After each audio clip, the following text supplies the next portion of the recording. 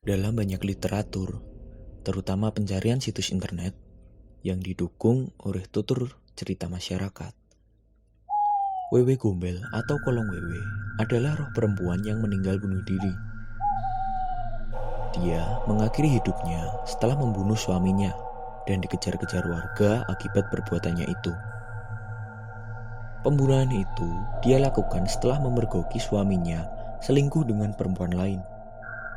Konon, sang suami berselingkuh karena istrinya tidak bisa memberikannya anak. Karena tidak bisa memberi anak, ia dibenci oleh suaminya, lalu dikucilkan sampai menjadi gila dan gembel. Setelah mati bunuh diri, kemudian ia menjadi Wewe Gombel. Setidaknya, cerita itu ditulis dalam buku 666 Misteri Paling Heboh Indonesia and Dunia yang ditulis oleh tim Pusaka Horor.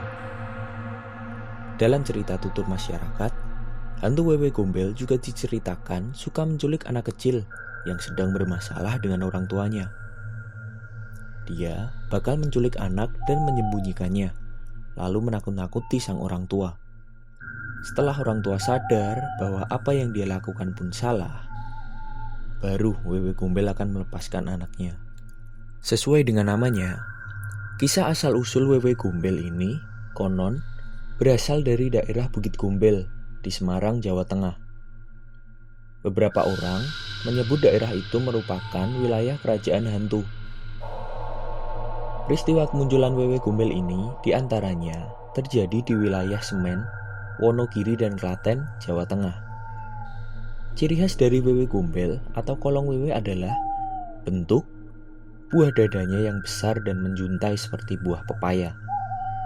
Kabar lain mengatakan bahwa anak-anak yang diculik oleh Wewe Gombel akan diberi makan kotoran atau tokek, atau bisa kita sebut dengan kotoran manusia. Jika si anak tidak mau, maka terpaksa si anak akan disuapin dengan paksa oleh sang Wewe Gombel. Terkadang, anak-anak yang diculik akan mengalami halusinasi, sehingga kotoran yang ia lihat seolah-olah adalah makanan lezat yang paling ia sukai. Tujuannya adalah membuat anak menjadi bisu agar tidak bisa menceritakan apa yang telah ia alami ataupun bentuk dari Wewe Gombel yang menyeramkan. Cerita Wewe Gombel ini juga kerap dipakai orang tua untuk menakuti anak agar tidak keluyuran di luar rumah sendirian.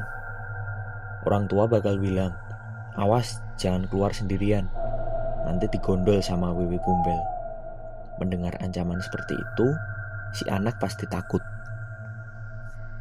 Untuk mencari anak yang telah dicuri oleh Wewe Gombel, biasanya dengan orang pintar yang berkeliling rumah atau kampung sambil menabuh tampah, yaitu sebuah anyaman besar yang terbuat dari bambu yang biasanya digunakan untuk membersihkan beras, sambil bernyanyi black black ting, black black ting, sambil menyebut nama anak yang hilang.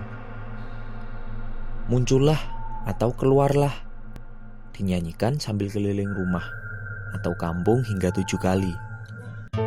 Jika kalian suka, silahkan klik like dan subscribe dan juga komen agar Bang Bets lebih semangat lagi untuk berkarya.